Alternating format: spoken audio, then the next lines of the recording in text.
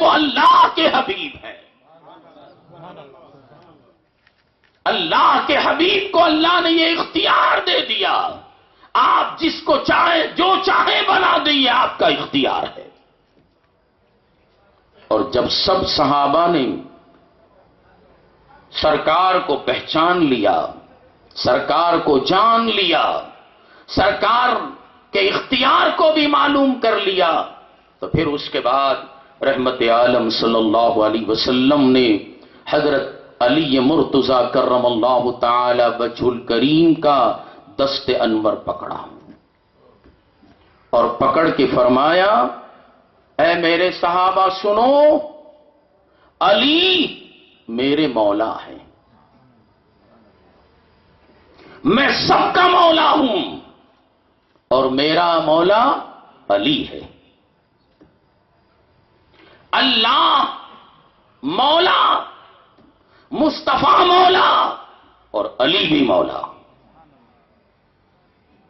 فرمایا من کنت مولا فعلی مولا، جس کا میں مولا ہوں علی اس کا مولا ہے۔ سنے ہوں گے نا قوالی میں یہ جملہ، یہ قوال کا نہیں ہے، یہ میرے مصطفیٰ کی بولی ہے، یہ میرے حبیب کی بولی ہے، جو غدیر خم میں آپ نے خطبہ دیتے ہوئے علی کی شان اور علی کی عظمت کو بیان کرنے کے لیے فرمایا، علی میں اللہ میرا مولا ہے، میں سارے مومنوں کا مولا ہوں، اور جس کا میں مولا ہوں علی اس کا مولا ہے۔ من کنت مولا فعلی مولا، جس کا میں مولا علی اس کا مولا۔ اور ابھی خطبہ ختم ہوا، صدیق اکبر اور فاروق اعظم اٹھے۔ فاروق اعظم نے مولا کائنات کے بازو کو تھاما اور تھام کر آپ کے دونوں ہاتھوں کو اوپر کیا اور فرمایا، جس کا علی مولا ہے تو ہم بھی علی کو اپنا مولا مانتے ہیں۔ علی صرف ہمارا ہی مولا نہیں بلکہ سارے مومنین کا مولا ہے۔ تو معلوم ہوا حضور رحمت عالم صلی اللہ علیہ وسلم حضرت فاطمہ کو اور حضرت علی کو بے انتہا چاہتے تھے، بے انتہا محبت کرتے تھے۔ اسی لیے اللہ تعالی نے قرآن پاک میں ارشاد فرمایا، قُلْ لَا أَسْأَلُكُمْ عَلَيْهِ أَجْرًا إِلَّا الْمَوَدَّةَ فِي الْقُرْبَى۔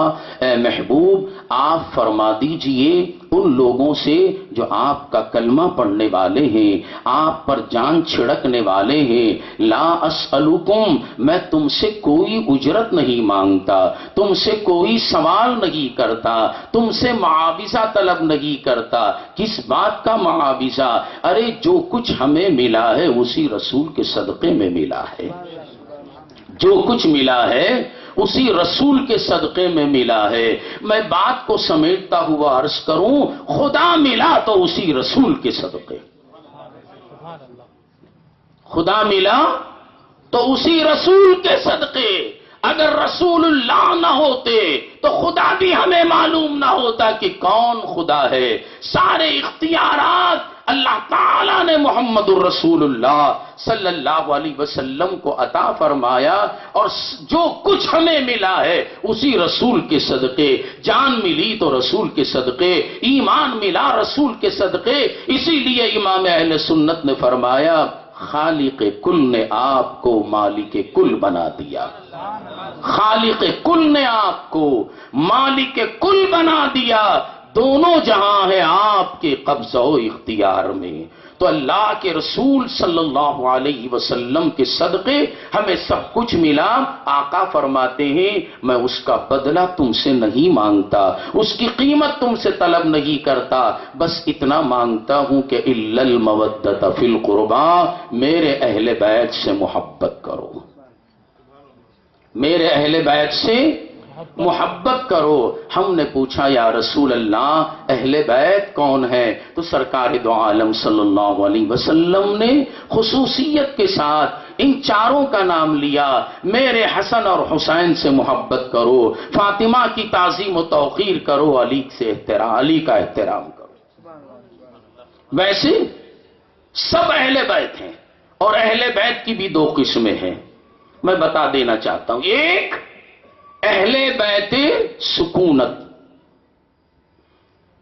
دوسرا اہل بیت ولادت۔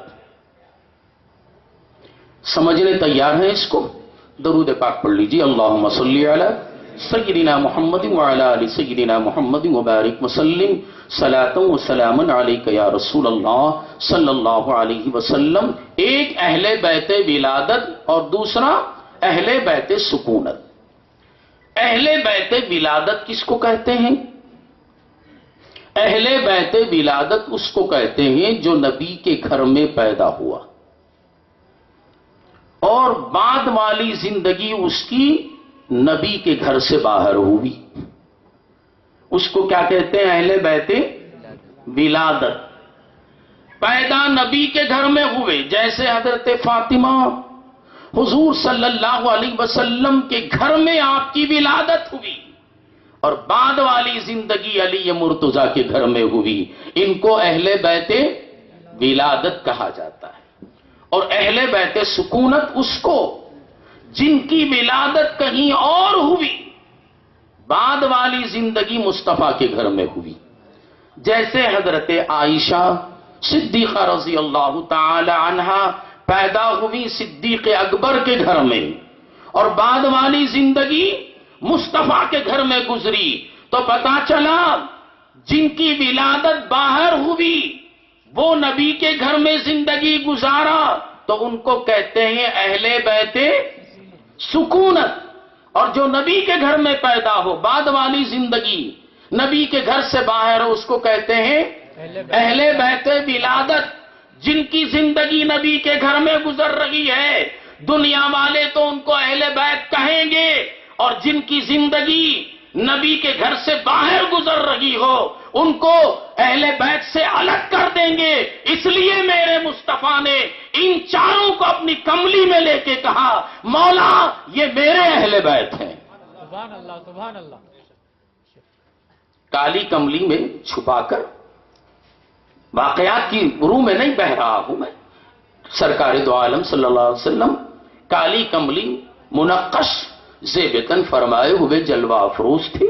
علی آئے، حضرت حسن آئے، ان کو اپنی کملی میں چھپا لیا، حسین آئے، ان کو بھی اپنی کملی میں چھپا لیا، فاطمہ آئیں، ان کو بھی اپنی کملی میں لیا، علی آئے، ان کو بھی اپنی کملی میں لے لیا، اور کملی اوڑھ لینے کے بعد آپ نے اپنا دست کرم کملی سے باہر نکالا اور ارشاد فرمایا، اللہم ہؤلائی اہلی بیتی ویطہرکم تطہیرا۔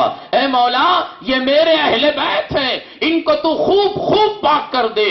تو جواب میں آیت تطہیر نازل ہوئی، انما یرید اللہ لیذھب عنکم الرجس اہل البیت ویطہرکم تطہیرا۔ اے نبی کے گھر والو، میں نے تمہیں خوب خوب پاک کر دیا، طاہر و مطہر کر دیا۔ سبحان اللہ، سبحان اللہ۔ تو یہ چاروں کے چاروں نبی کے اہل بیت ہیں، نبی کی چاہت ہے۔ کیا ہے؟ نبی کی چاہت ہے۔ تو پتا چلا اللہ کے رسول صلی اللہ علیہ وسلم خیال فرما رہے ہیں حضرت جبرائیل کے اس فرمان پر کہ جبرائیل فرما رہے ہیں کہ اللہ ایک کو لینا چاہتا ہے اور ایک کو